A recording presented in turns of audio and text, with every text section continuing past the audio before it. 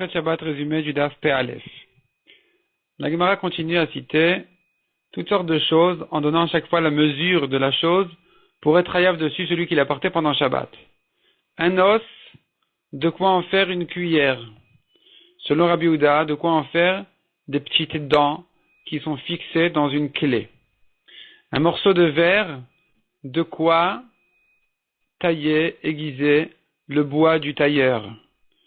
Selon la Braïta, de quoi couper deux fils en même temps. Ça doit être la même mesure. Un caillou, une pierre, de quoi jeter sur un oiseau pour le renvoyer. Selon Rabbi Elazar Bar Yaakov, de quoi jeter sur une bête. Donc c'est plus grand. La Gemara ensuite se prolonge beaucoup dans la question des cailloux qui servaient à s'essuyer ceux qui faisaient leurs besoins au Beth Akissé. Beth Akissé, c'est les endroits qui étaient destinés à ça.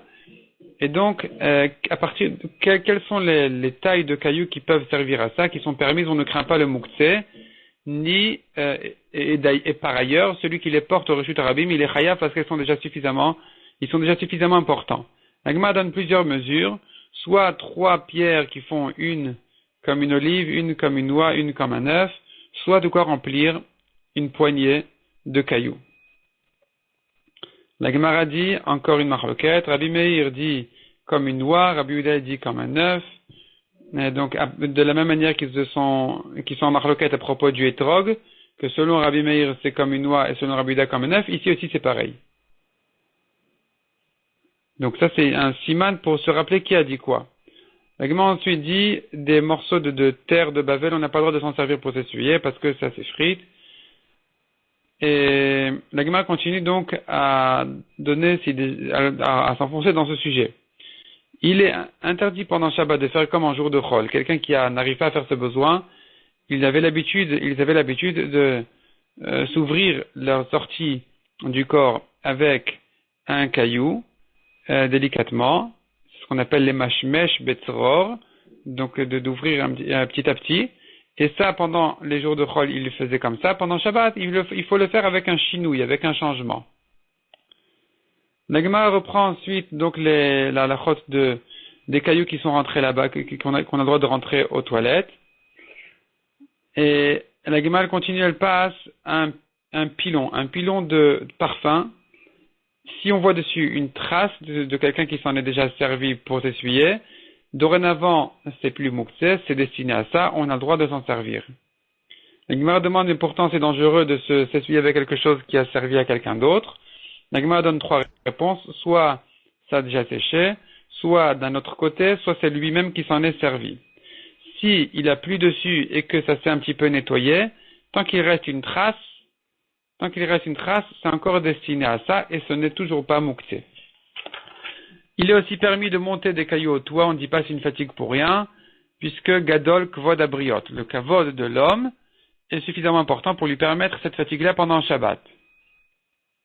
La Gemara dit c'est différent par contre du cure-dent, qu'on n'aura pas le droit de se servir d'un cure-dent mouktsé qui n'a pas été destiné à ça avant Shabbat, malgré que finalement il aura un problème de kavod, il doit parler en public, il a de la viande entre ses dents, et il aurait bien voulu s'en débarrasser.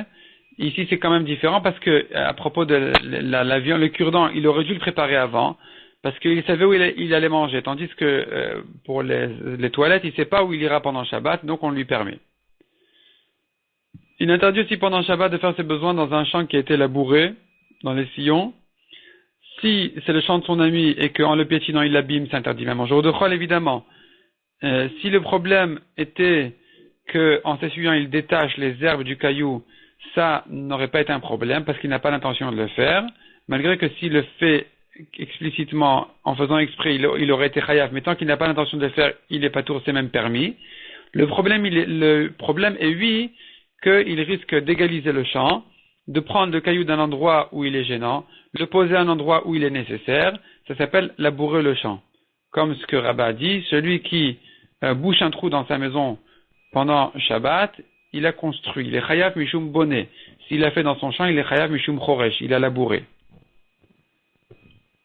La Gemara dit de porter une plante dans un pot de terre, avec un trou. Pendant Shabbat, c'est interdit.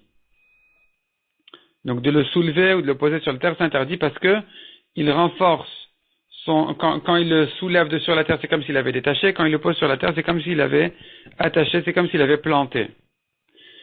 Il interdit, dit Rabbi Yochanan, de s'essuyer pendant Shabbat avec un morceau d'argile.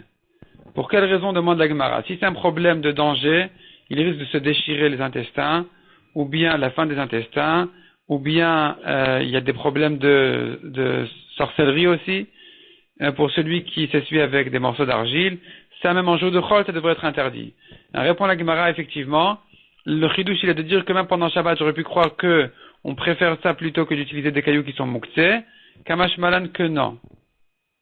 Kamash malan on évite, même pendant Shabbat, l'argile, on préfère les cailloux qui sont mouktsé pour ne pas se mettre en danger.